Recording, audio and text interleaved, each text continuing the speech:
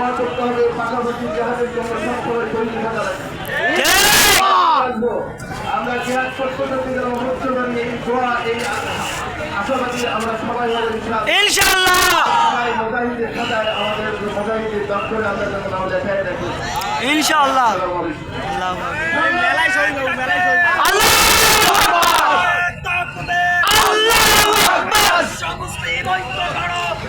ফিলিস্তিন স্বাধীন করো,